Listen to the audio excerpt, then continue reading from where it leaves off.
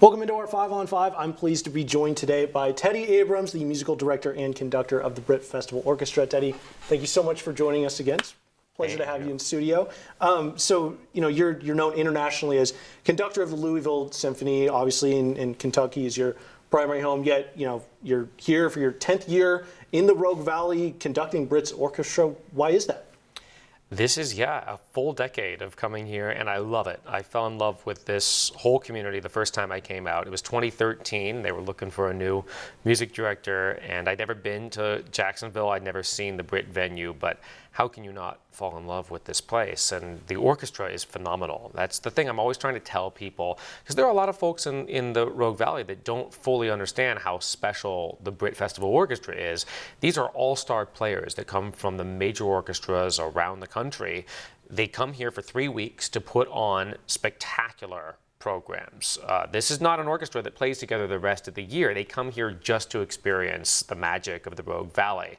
And that's one of the really fun things to work with as a conductor, an orchestra made up of people who, this is not their regular job. They know that this is special and unique. They are excited to be here. It's their kind of summer home, their family, and everybody plays their hearts out. And it is tremendous music making, and it's also tremendous fun to work with colleagues like that.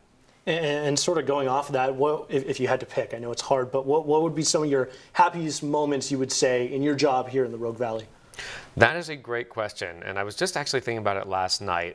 I have to put up there at the very top the time we all went to Crater Lake.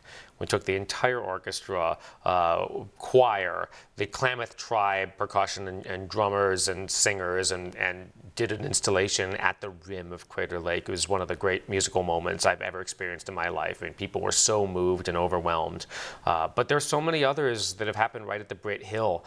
Everything from an installation we did of the composer Caroline Shaw, where people walked through the woodlands and got to experience a piece that unfolded in 10 stations of music, to a Carmina Burana, where it was so smoky and hazy that the sun was shining red. It was like a medieval kind of experience, to the time when it was so smoky that the orchestra went to 3 of the bars in town, and we put on Beethoven's Fifth Symphony there.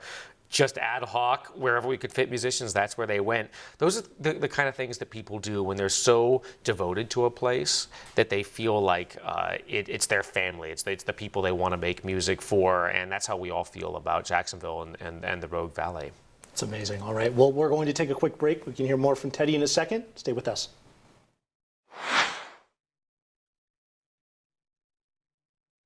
Welcome back into our 5 on 5. I'm pleased to be joined by Teddy Abrams back in studio. And Teddy, in the past, you've sort of referenced your music philosophy. What does that mean?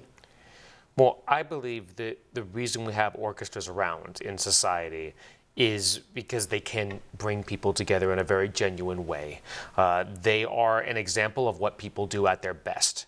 Maybe you're not somebody who grew up going to orchestral concerts, or maybe you played an instrument in the local band or school music program, but it's worth taking a step back and considering that an orchestra is made up of all these different people from different backgrounds, different ages, playing different instruments, different lines of music. And somehow, without even using words, they're able to make music together that a person dreamed up for all of those different elements, those different people coming together in a unified way. It's one of the greatest examples of what human beings have invented, have dreamed up. It's an example of people working together, setting aside their differences, setting aside what they want to do in favor of something that's for the greater good. And the orchestra is a reflection, again, of humanity's values at our best. And when you see that happening, how could you not be transformed? How could you not sit there and go, we believe in humanity, when you're seeing that happen? And we need examples of that right now. We have so many reasons to be fractured, and you see something like that happening where we're working together like that, and it brings hope to people and inspiration to communities. And I wanted to give you the opportunity to sort of talk about some of the performances coming up this summer. So what are you able to tell us about your plans for the Princess Bride coming up this summer? Oh yeah, we're trying. This is a new thing. Okay. Where we're bringing in a very large LED screen so you can watch the full Princess Bride movie played with the orchestra doing the live score.